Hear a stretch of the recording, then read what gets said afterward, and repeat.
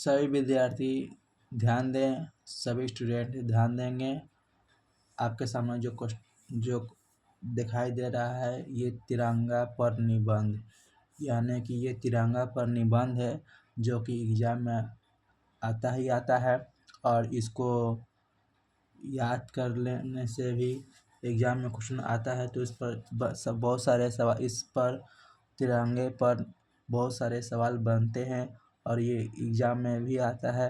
तो आइए हम और आप इसको याद करने की कोशिश करेंगे और एग्ज़ाम में अगर आ जाएगा तो क्वेश्चन छूटेगा भी नहीं। आइए तिरंगा पर निबंध देखिए किस तरह से सभी विद्यार्थी, सभी स्टूडेंट ध्यान देंगे।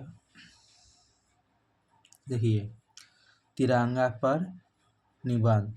भारत का राष्ट्रीय ध्वज तिरंगा 22 जुलाई 1947 यानी 1947 को अपनाया गया था।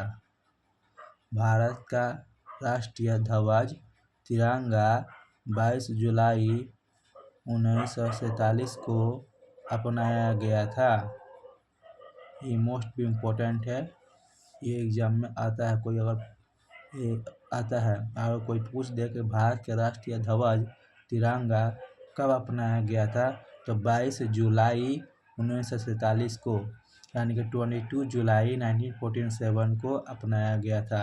सेकेंड पॉइंट, तिरंगा का डिज़ाइन किसने तैयार किया था? तो तिरंगा का डिज़ाइन पिंगली वेंकैया ने बनाया था। सबसे पहले तिरंगा का जो डिज़ाइन है वो पिंगली वेंकैया ने बनवाया था, अपने हाथों से बनाया था। ठीक है।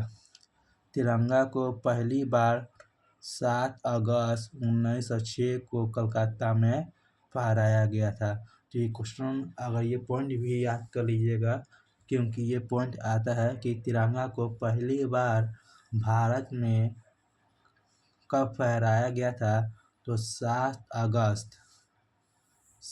अगस्त 1906 को कलकत्ता में फहराया गया था।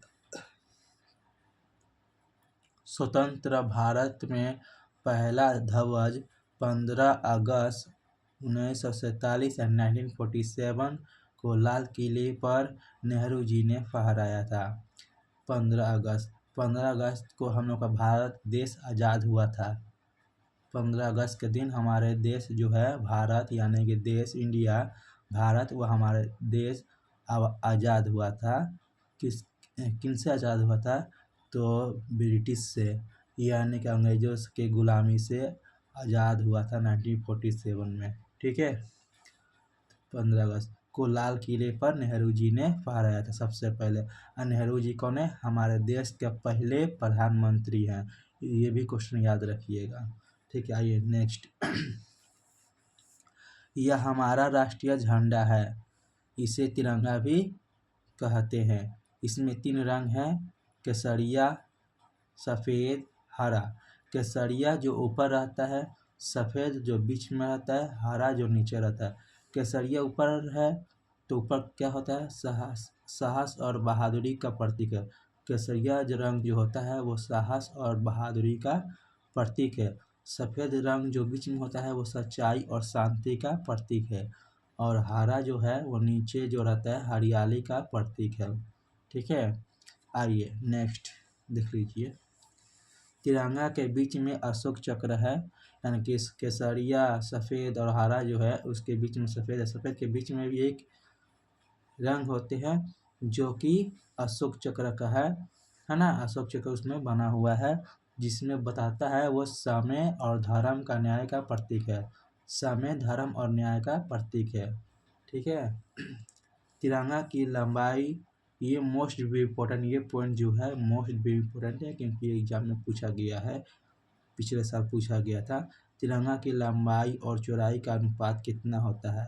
तिरंगा की लंबाई और चौड़ाई का अनुपात कितना होता है? तो 3:2।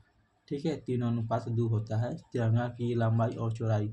आप सभी स्टूडेंट एक बार देख लें।